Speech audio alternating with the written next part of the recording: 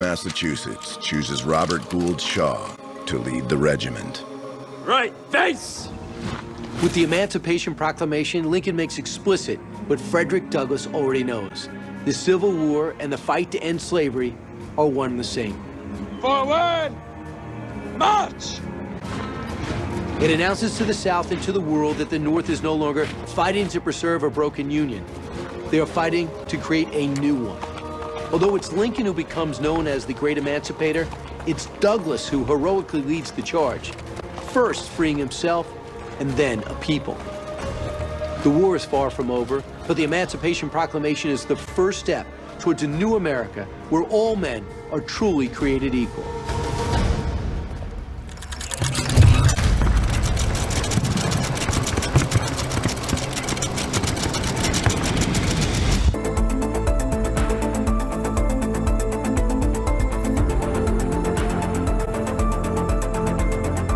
Democrats and Republicans agree on one thing.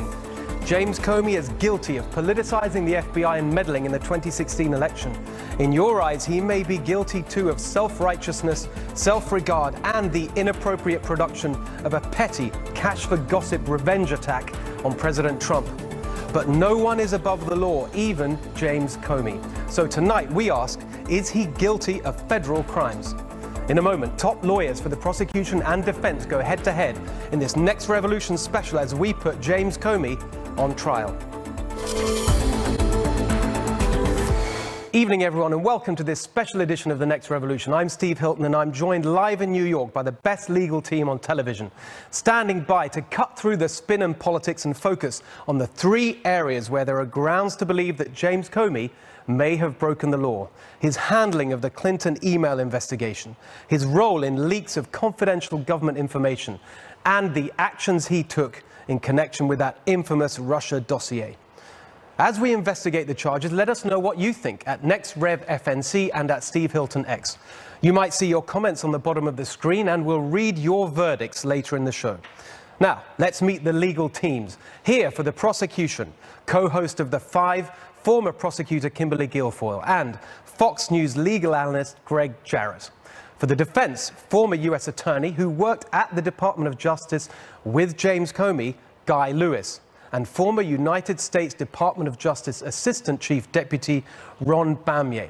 And over here at the other table are our legal analysts who I'll be going to for details on all of the charges: former U.S. Attorney Kendall Coffey and trial attorney Harmeet Dillon. Okay, let's get right to the first set of possible charges against James Comey involving his handling of the Hillary Clinton email investigation. The charges we're talking about are obstruction of justice and perjury. So let's get some insight now from Kendall Coffey about those charges, and then we'll debate them. Kendall. Well, Steve, perjury is pretty well known. The traditional elements are a knowingly false statement under oath in a proceeding, whether it be before Congress, a grand jury. Obstruction is more open-ended, and it's one of the prosecutor's best friends. Traditionally, the elements include falsification of documents concealing evidence or making a false statement. But it also has a broader category of interfering with the proper administration of law. The key to obstruction is showing a corrupt intent. What would have been an improper purpose of James Comey? Well, consider that he's recently said that in October 2016, he was considering the political presidential inevitability of Hillary Clinton as a factor in a decision he made. About that investigation? About that. Was he, in fact, influenced or as a factor considering Clinton's inevitability in July 2016 when he, in a highly irregular fashion, shut down the Clinton email investigation? Well, you've set it out for us. Those are the potential charges. They're perjury, obstruction of justice. Now, let's remember that we're not interested in anyone's opinion about James Comey. What we're interested in is whether or not he broke the law. Kimberly, those charges relating to the Clinton investigation. It's very interesting because we're beginning to see a lot of the facts come out. We have his statements in front of Congress. We have now, of course, statements in the book that is about to be released. But we also have the IG's investigation. We won't really know for sure, and I want to point this out to the viewers, whether or not he committed these crimes until that report is completed and released. So based on what we know now, we know that this was an individual that specifically seemed to have an intended purpose in an outcome. He said that he made the decision after speaking to Hillary Clinton, but there's investigation reports saying that, in fact, he had already predetermined the outcome as to whether or not she had broken the law. To me, I think that's very interesting because there's a tremendous inconsistency there. Did he make knowingly a false statement when he made that assertion and said that he waited? And why, in fact, were her aides given immunity? It was almost to help push the intended outcome along to get to a certain determination. So, Greg, before the defense get a chance to challenge the arguments, what would you add to the case against James Comey in relation to the Clinton email investigation on the specific charges there of perjury and obstruction? The evidence against Hillary Clinton was powerful, overwhelming evidence under a variety of statutes that she broke the law. And if James Comey cleared her for political reasons, that's obstruction of justice. That's a corrupt intent. And I find it very curious in his book that on the reopening of the Hillary Clinton case, he admits that politics was influencing him. That leads me to believe that it influenced his original decision to exonerate her. I don't know how in the world you write an exoneration statement 2 months before you even interview her. That's the perjury point, isn't it? That he said that it wasn't written until the interview, but actually it turns out that it was. It was his testimony for the House Judiciary. On the obstruction, a lot of people have pointed to the lack of a grand jury being impaneled, subpoenas and so on. Could you talk to those points a little? Yeah, I think it's very telling because, again, it really goes towards almost like a goal, an ideological goal and a predetermination that Hillary Clinton was going to become president of the United States. And why would you not talk to the people, the aides, the people that were involved with her right away from the beginning? Why wasn't an impartial grand jury and panel to get to the actual truth of the matter? Why ahead of time were her aides, people who would have been directly involved and acting in concert with her, given immunity? So it was those almost two like things, an let's just be very, I want to be really forensic and precise tonight on this question of breaking the law. Those two actions, not impaneling the jury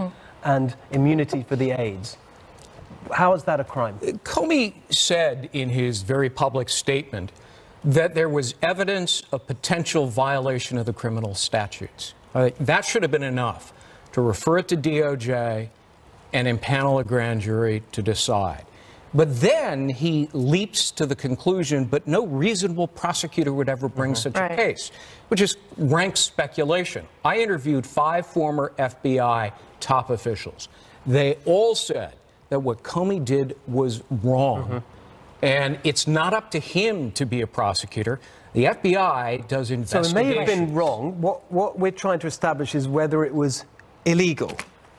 What's your response to the charges there that what he did in relation to the Clinton investigation could have broken the law in relation to perjury and obstruction? Kimberly, I think, makes a terrific point. Her first point is we need to know the facts. We need more facts. We need more information. And that's where really I come down because, look, I'll be the first one to tell you, Steve, there are some procedures here, having been at the Department of Justice for a long, long time, having tried a number of big cases, national cases and investigations. I saw some things here that I didn't quite understand, and I still don't understand. For example, why is the FBI director himself taking over the case, announcing a declination, and not interacting with the DOJ? In my experience, I've never seen that. But Kimberly's point is well taken. I would like to know why. Who else was involved in those decisions? What's the paper trail that would lead? But can I just focus you on this question of obstruction? Do you think, well, the two questions, obstruction and perjury. Let's take perjury first, actually. A lot of people have been very focused on that.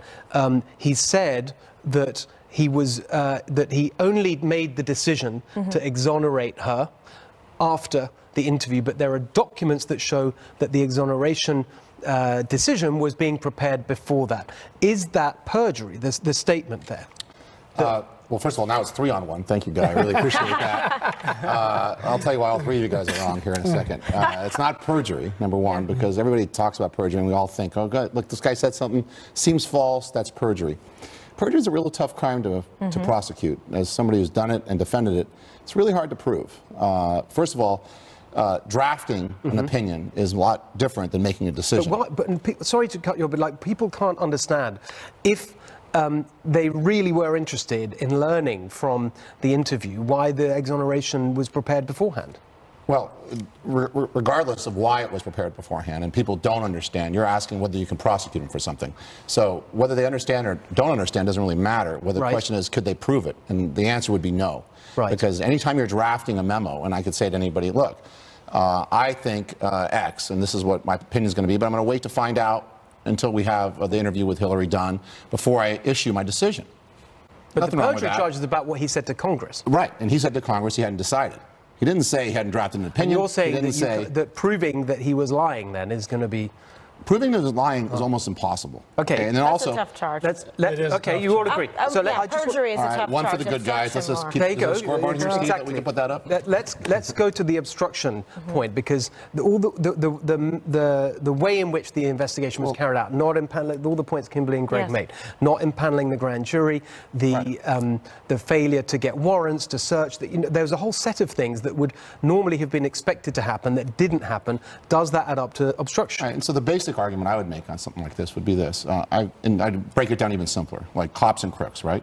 Cops all the time do investigations and make thousands of mistakes. Not that they're not trying their hardest, not that they're not trying to get to the truth, not that they're incompetent, but they're people. They make mistakes. So any investigation is ripe full of lots of mistakes all the time. And in this case, when we look at Comey and his position, he's on the cop side. He's not on the prosecution side. Okay, he's not the prosecutor. He's not the one who's going to file charges. He can't. The U.S. Attorney's Office has to do it. So if I was defending this, we would do the some other dude did it defense. And the other dude being the Attorney General's office and the President Obama. They ran the show. They could have prosecuted him if they could have prosecuted Hillary if they wanted to. Matter of fact, it's not the prosecution; it's the the way it was conducted. It doesn't matter how the investigation is conducted. First, that's what you're not claiming that President Obama directed the way that the FBI. I'm not claiming anything. I'm saying I have a credible argument to believe that since to give immunity to any witness, that has to come from DOJ. That can't come from the FBI directly. DOJ has to approve that. So it's not like he's by himself saying, hey, here's an immunity agreement. No, that's not the way it works. So you can be the head of an investigation and obstruct it yourself. Right. If you are making decisions for a corrupt purpose. That's the language of the obstruction statute. And just so that everyone understands that, because when, to a layperson, that word corrupt means, money changing hands. That's not the legal definition of corrupt, is it?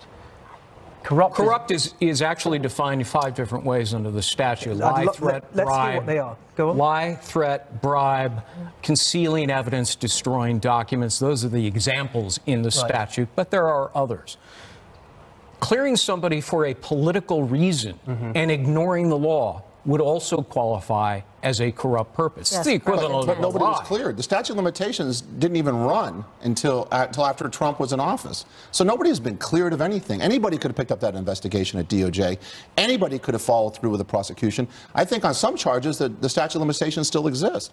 So when you say that he ended the investigation or that he stalled it, well, maybe. And if that was the case, then why didn't somebody else pick it up? I don't think but I think this is very telling. I mean, let's be honest. This was James Comey's show, okay? He was the one running the investigation. He was the one deciding when he shouldn't have improperly whether or not their charges should be brought, that no reasonable prosecutor. So what I'm saying is there is a trail of corrupt intent from beginning to end that you can run the thread. He doesn't have the authority to decide. Why did he not, why he issued they weren't able to issue subpoenas to be able to gather evidence for Congress to be able to get it? Why such a delay in being able to obtain necessary items to show before items were destroyed with bleach bit and a hammer, destruction of evidence in a case? He should have right away gone in and made sure that they had those items, the ability to get them before there was enough time to destroy them. That stripped the American people of justice in this case, and he was calling the shots, and that's how I believe he showed corrupt intent and obstructed justice. All right, well, we'll have to leave it there. The audience will be able to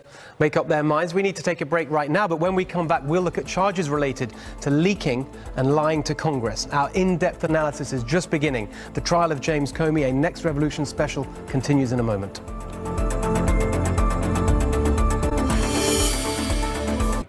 Comey himself has admitted deliberately leaking memos of his meetings with President Trump. Now, that may be unethical, but is it illegal? Here's Harmeet Dillon. She's going to tell us more about this particular charge, about the leaking of the memos. Sure. Steve, there are a couple of different statutes that could apply. And one of these statutes holds that where you're a government official and you come into classified information, and then you remove the documents with the intention of keeping them off site, and you don't have authority to do that, that's one type of a crime, and that can be punishable for up to 5 years in prison. And then there's a second type of crime where you're somebody in a position of trust. It could be an employee or a contractor, and you also remove documents, but this is more like an embezzlement or a theft. You do it without knowledge, you conceal. And then in this particular statute, you have to have the intent to deprive the owner of the property permanently from the use. And so in that one, there's a lot of controversy over the terms and whether that gets into whistleblowers. So there's quite a bit of law on that second So which one do you think is most relevant to this question of the memos that Comey himself created in order to be leaked? I think it is the first, because he is an official of the United States government. And so that is the statute that has been used to prosecute other high government officials. It has been alleged against Hillary Clinton, David Petraeus, and other high officials. That's the more likely statute. Great. Well, thank you very much. Greg Jarrett, you lead off on this one. The documents. It may have been wrong, may have been unethical, may have been underhand, but was it illegal? Absolutely. In the federal regulations, Code of Federal Regulations, and the Privacy Act, as well as the Federal Records Act, anything that's in the course and scope of your employment is government property. And every FBI agent signs a document that says when you leave government, all of that is the government's to remain behind. You are not to take it with you. Comey took it with him. 7 presidential memos. Does it make any difference that he created the documents himself? No. No. Everything you do in the course and scope of your employment is government property. He was acting as the FBI director when he spoke to the president. He wrote about their conversations. It's clearly government property. And he stole that government property, including, according to Senator Grassley, 4 classified documents, which would make him just as guilty as Hillary Clinton. Are you referring to the memos or something else? According to his testimony, that he then turned over to his pal, who was a law professor. Daniel Richman. Who then leaked them to the New York Times. But is it not the case that I've read, I think it was Jonathan Turley who made the point that actually whether or not it's classified is not the point. It's the fact that it's unauthorized. That's what's against the law. 1924. Well, another interesting point, certainly that Comey's lawyers would likely raise in this situation. Comey is a person that can classify and declassify information as a head of an agency. Now, that's an executive order that is in place and was in place when he did. Now, I haven't heard this. I would beg to differ. Hang on a second, just let the defense in full respond. Okay. Well, I would respond, first of all, thank you, Guy, for joining the team finally. I'm glad to have you aboard. Yeah. I would first also, let's talk about the leaks. First of all, we have a long-standing tradition in this country, which the Supreme Court has upheld, that we're not going to prosecute leakers. They did so in a DHS case where a guy came forward and said, hey, they're removing all the marshals from the planes. By saying that, are you saying that you're conceding that he could be prosecuted? Now you're getting No, I'm saying he can't. Because the law is pretty clear on this, because we have this protection. We want to encourage this behavior, actually, because when we think that somebody's being a tyrant, doing something unethical, jeopardizing the government or the citizens of the government, we want people to come forward and leak information. But this doesn't qualify as a whistleblower. Yes, it does. It was after the fact. Just a second. It was after he was fired. I think that was what Harmeet was referring to, which is that there are aspects of this in the second type of statute where you could be considered whistleblowing. I think that's what you're referring to, but not the first. It's pretty direct, isn't it? That his property was. The property issue, as Guy pointed out there, he said under oath that he took his memos, he took out the classified information, he summarized them, and he provided them to his buddy. All right. So, and as he would have the ability to do so, he said they're not classified documents. Yeah, but the content, not the markings, is what defines classification. And even the content, though, if the content is about an illegal conversation that the president may have had with me, are you telling me that he could not provide that information out to the public? He could. There's no doubt in my mind he could. Well, matter of fact, we would want him to. The one person who has actually read those 7 memos is Trey Gowdy, who said that is the best Exhibit A for the defense of President Trump than it is for the actions of Comey. Yeah. And see, the problem I have with all of this, and the counter to all of this would be that what we're doing here is we're taking political events and we're taking people's political perspective and we're trying to squeeze them into violations of federal statutes.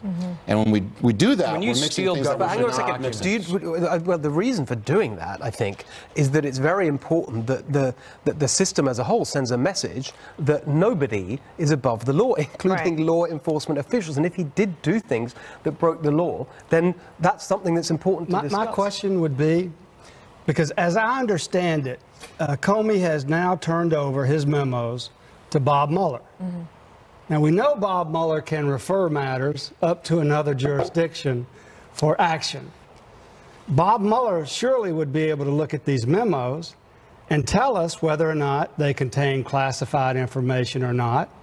And to me, that would be a telltale sign that if he did indeed leak classified information. But is it, Mueller, I just want to focus on this point about whether the classified nature of it is the legal point or not. I mean, you can remove a label or a header, and we saw some of that in terms of the back and forth with Huma Abedin and Hillary Clinton, and then forwarding to her, her email, etc. What I think is compelling here is the fact that I don't think he has fair claim to any kind of whistleblower. There is a public interest exception where you feel that you must do so, but this was after he became a private citizen. He knowingly took information that he had no right to be able to remove as a government official. It belongs to the United States government, the American people, and with specific intention, he handed it to his friend to get out there, to Daniel Richmond, the Columbia professor. So he's not going to have whistleblower protection. That he was outside of the job already, and he tried to use a conduit, someone to try to say, though I didn't hand it directly, and give it to the New York Times. That's what he did. I would disagree with you on that. There's no statute on when you can be a whistleblower. There's no time limitation on that. That's a very narrow interpretation of that statute. The case law is pretty clear. We're going to encourage people to be whistleblowers. Matter of fact, Clarence Thomas wrote an opinion that we need to have these people out there in order to protect the government and to protect the United States people. Arguments on both sides, as before. You'll decide. Coming up next, we'll take a close look at James Comey's ties to the infamous Russia dossier and debate the possible legal consequences of that after this break.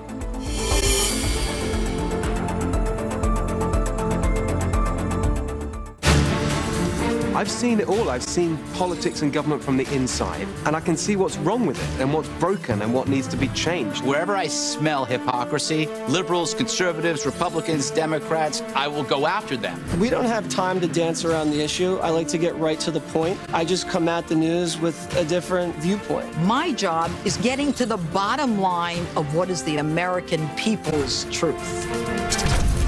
Investigation. The next set of potential charges relate to the infamous Trump-Russia dossier. Now, 2 congressional committees have already found that the FBI knew the dossier was largely fabricated. Indeed, James Comey himself described it as salacious and unverified. The FBI also knew that it was paid for in part by the Clinton campaign and compiled by someone with a bias against Donald Trump. The FBI knew they needed the dossier to spy on the Trump campaign, and so they relied on it to obtain the FISA warrant anyway. Kendall and Harmeet have more on the charges here. This is so controversial, this Russia dossier, but again, let's focus on the potential laws that may have been broken. Kendall. Well, I'm going to let Harmeet talk about the abuse of power, but certainly the question of making a submission using the most salacious, frankly, absurd information from political opposition research raises not only questions about misuse of power, but whether there's a fundamental falsification. And that can implicate all the laws about false statement as well as obstruction of justice. So we don't know the details of what was in that submission. What we know, though, is it was a submission to the FISA court, Foreign Intelligence With James Comey's name on it. With James Comey's name on it, of the likes that no prosecutor that I know of would have ever signed off on a submission like that. Yes, and it was done repeatedly. And one of the statutes focuses on the rights of the person whose rights are being deprived, and that is Section 242, which talks about depriving somebody's rights, civil rights really, under color of law. And so where a government official knowingly and intentionally violates somebody's rights, and here that could include submitting a request for a warrant to the FISA court repeatedly, but omitting key evidence that the judge would want to know, and then that would be a violation of Carter Page's rights to privacy and Fourth Amendment rights and other rights as well. And there's a perjury argument here too, isn't there? About the way that all this information was presented and described to the public. Well, because it's inherently verified. It's sworn to when the submissions are made. And if you're using information that is not reliable and you're not making the appropriate disclosures to the court, that can obviously be a very serious thing. Well, serious? Again, is it illegal? Kimberly, this whole dossier has caused so much debate. But again, let's focus on whether the charges we heard there. Yeah, I think there is a tremendous abuse of power here, and especially, can you imagine someone who takes an oath to, uphold the law and is supposed to do a fair and impartial investigation? Nevertheless, he proffered a document that he knew was largely uncorroborated, that was paid for by the Clinton campaign and by an individual that put it together, that had really no substantial basis in fact, credibility whatsoever. And James Comey made the decision to put that in front of a court, of a judge, and obtain a FISA warrant to then do surveillance on the Trump campaign and on the building, suggesting that perhaps there was some kind of Russian collusion. Who does that as the head of the FBI? I think this is one of the more egregious examples of his abuse of power and the fact that he wanted a specific intended outcome. And does it meet the legal threshold for committing a crime? Oh, absolutely. Major fraud, conspiracy, obstruction by deceiving a federal judge, abuse of power, all of these are crimes, because what you're really doing is you're deceiving a judge and you're concealing material evidence. The only reference to who paid for the dossier is buried in a footnote, and it is so opaque you can't tell what it really means. That's deception. That's lying to a judge. That's a crime. That sounds pretty cut and dried. Well, let's take it out of the FISA court, because I'm unaware. Take what out of the FISA? Let's take the question about submitting false information, because this is department lawyers and prosecutors. Like all lawyers, we look to precedent. We look to cases that we've investigated and prosecuted before. And I'm unaware, again, having done this a long, long time, I'm unaware of any prosecution in the FISA court context. Now, much better to look at it in terms of what Ron does every day, which is defend and file these kind of motions in state and federal court. Officers all the time submit affidavits and search warrant applications to judges, state and federal. And defense lawyers all the time challenge those based on both omissions and false or reckless information. And again, it's a process whereby the motions are filed, there's a hearing, and the sides testify under oath and challenge. But this is a secret court. I was going to say, I'd like there's no defense there to present the other side. Well, 1 second here, because yes, it is. The way they got the warrant was a secret court. However, we know that now people have been charged, and one is defending Manafort. And so he has the opportunity, when the time comes, if any information gleaned from any of these search warrants came from any affidavit that referenced the dossier, which I hate calling it the dossier, but that's what everybody's calling it, so we'll call it the dossier, to challenge the contents of that warrant and would traverse the warrant, squash the warrant, whatever he wants to do, and those facts will come out. But see, we're talking about a lot of facts that, frankly, I think people know a little about, but don't know a lot about, because I will guarantee you the affidavit, the person who signed the affidavit to say, please authorize the search warrant, was not James Comey. I'll guarantee his name's on it because he was head of the FBI, and he's... Well, doesn't he therefore have some legal responsibility? Well, according to the Intelligence Committee of the House, it was Comey who signed it. Sally Yates signed one of them. Rod Rosenstein signed one of them. Okay, they're vouching for the authenticity of these documents. You're conflating a couple of issues here. The way it works, the way an affidavit works, is an officer has to say, Officer X went to, or FBI agent X says, hey, I went out here, I obtained this information, ABC, this is why I believe this crime has been committed. And then it goes to Comey and he says, okay, based on your affidavit, I'm going to sign off on it, go ahead and submit it to the court. It has to go through a U.S. attorney.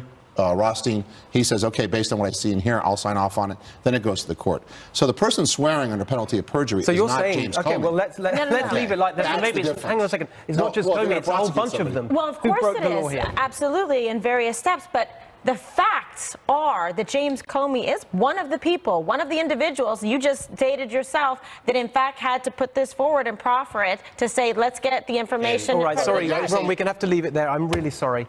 We're out of time on that. I know. I'm sorry. Are you going to win the case? If we had more time, you'd win. I know. When we come back, we take a look ahead at what could be next for James Comey. Will he ever face real charges? Don't go away. Welcome back to this Next Revolution special, the trial of James Comey. Well, you've heard the arguments. This is your last chance to let us know your verdicts at NextRev FNC. We'll read them in the next segment. But now I want to get our legal experts' thoughts on what's next for James Comey. Harmeet, we've been discussing this here tonight, the arguments one way or another, but in the real world, what do you think needs to happen? Well, what needs to happen and what will happen in the real world are probably two different things. But James Comey knows himself very well that some of the things he's been accused of tonight and in the press are things that he's prosecuted other people for. So, for example, Sandy Berger is a figure out of the Clinton's past who actually stuffed documents down his pants in the National Security Archives and then got away with them. And then he was ultimately given a slap on the wrist when James Comey held the position in the Department of Justice that Rod Rosenstein does today. That's in 2004. So he knows people can be prosecuted. He's prosecuted them for doing similar things. But in the real world right now, where we have a attorney general who's recused, we have a deputy attorney general under fire from the president and under pressure from many people to resign or step aside, who would prosecute him? I think the proper place to be prosecuted would be by line attorneys in the Department of Justice and definitely not a special prosecutor. I think what we've seen here historically is that special prosecutors are loose cannons that go in search of crimes and are often overturned on appeal. So I don't think that's a good use of resources. So let's just explore that.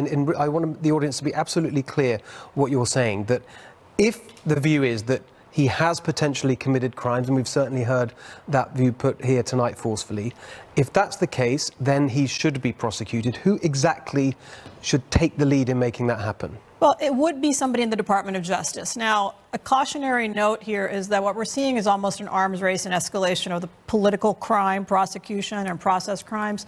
I don't think that's necessarily a good thing for the country because there can be a line between what you think is the right thing. I think Comey's clearly on the wrong side of it, but the problem is that if you prosecute him, the ante is upped for the tables to be turned in the next administration. I'm not sure that's a great use of our resources. What's your view? Well, my view is we're not done collecting the information. And as he goes on this book tour attempting to monetize and cash in on his allegations, there's more things he's going to say that may backfire on him. And what we know is often the fastest, best way to a prosecution is false statement. And one of the surest ways to prove that is when the subject contradicts himself or is contradicted by others. So, for example, Comey comes out and says, yeah, politics was a factor in my decision this October. How does that hold up with other statements we make?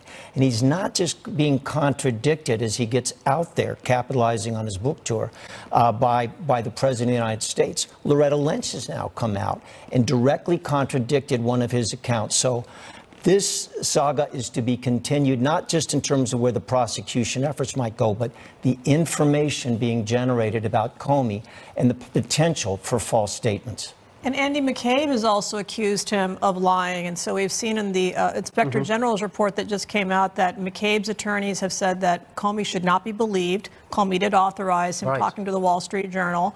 And there's that. And then you also have Senator Grassley, who has written to Rod Rosenstein, saying, let's talk more about these 7 classified documents. And we want some more details. Did he give them? I don't think it is clear at all that he simply gave an excerpt to his friend. His friend retroactively claimed attorney-client privilege. There's a lot of hinky stuff going on there. We aren't even close to being close to the fact-finding there. Appreciate your perspectives. Lots more to dig into. Thank you very much. Just time for some thoughts from the table. Let's go around the table. What should happen next? What is it? Just stay here? I suspect you're going to say not much in relation to James Comey in terms of what should happen next. Well, what should happen next is we should have a lot more light on the situation. I agree with that. Well, I think I agree with that. But more importantly here, we should stop mixing politics with prosecution. It's like mixing good whiskey with Coca-Cola. You can do it, but you shouldn't do it. Well, I think a lot of people's reaction to that would be, well, tell that to the people. Tell that to James Comey. Exactly. Sorry. No, well, you're asking what should happen to him. Yeah. And, you know, when we start mixing politics and prosecution, it's just a bad result. We're seeing that with Mueller now. We're seeing it with special counsels in the past. It's just a bad result. So it should stop. I agree with Harmeet in as much as the department should take the lead on this. I do not want to see another special counsel. This one's costing us a fortune. Clinton's special counsel cost us $70, $80 million, and we got nothing out of it. I think it's a huge waste of money, and I'd like to see it, frankly, shut down. Okay, Greg? Well, I don't think you can put a price tag on justice. Yes, that's true.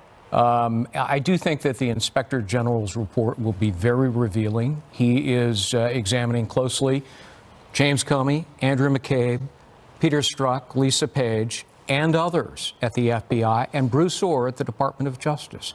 So he may find that there is a criminal referral to be had. So, Kimberly, I think there's so many people are so angry about this whole situation. And they feel like all of the weight of the legal effort has been on one side against President Trump. Whatever you think about what he did or didn't do, or his team, it feels like it's all coming from that direction. Do you think that people will be satisfied that justice has been done if there's nothing coming back on the other side? No, and can you imagine the President of the United States not being able to have justice and have the due process and have a full and fair and impartial hearing? Right now you see an investigation run amok. And by the way, Greg, I agree with you. I mean, what is the price of justice? If it is warranted, based on the IG's report, other facts are put forward to suggest that there was wrongdoing and criminal wrongdoing on behalf of James Comey, and we've seen some evidence of it here tonight of some of the possible charges: obstruction of justice, false statements, abuse of power, mishandling government documents, and also using these documents for his own personal gain and profit in a book that he knew that he was going to come out in film rights. I think there's a lot of meat on the bones there, and I think the American people deserve answers to it. So how, last quick point, how are we going to get them? What should actually happen next? DOJ should then have a full investigation and perhaps maybe another Inspector General investigation about it.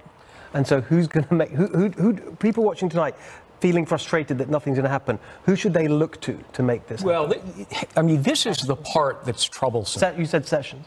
Yes, I think Sessions. Yeah, you've got the Department of Justice that will essentially be investigating itself. The FBI is part of the Department of Justice. That's like cops investigating cops. It never works. And it's apt to be corrupt 9 times out of 10. So what should happen? Second special counsel. Oh, okay. So we concur over here. There we are. Thank you. Never end. Thank you so much. Coming up next, you've heard the evidence. It's time for your verdict. Send us your thoughts at NextRevFNC. We'll read them after the break. Trial of James Comey. You've seen the evidence. Let's take a look at what you have to say. Debbie tweets, James Comey presupposed an outcome and made illegal decisions to match his desired result. That makes it crystal clear that his hands are figuratively muddied and dirty. John writes, this is what happens when you manufacture evidence and deceive a FISA court judge. Fake foreign evidence bought and paid for by the DNC through a third-party law firm. Second special counsel coming. Lodovico on Facebook says, he might be guilty on all charges, but proving beyond a reasonable doubt will be the issue. Adam tweeted, Comey is guilty. We know he lied under oath, and we know he exonerated Hillary long before the investigation was over. Vince on Facebook posted, innocent till proven guilty. I look forward to a trial soon. Samantha on Facebook thinks the winner is clear. The prosecution made an excellent case. No doubt in my mind, there you are, Kimberly's happy about that. No doubt in my mind he's guilty.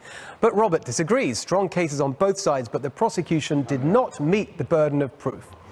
Linda tweeted, standing on its own, the exoneration doc might not be enough for an obstruction charge, but along with other info that we've seen, it appears Comey did obstruct. Thank you so much to all of you for your tweets and Facebook posts. We really appreciate that. We have to take a break now. Final thoughts coming up next.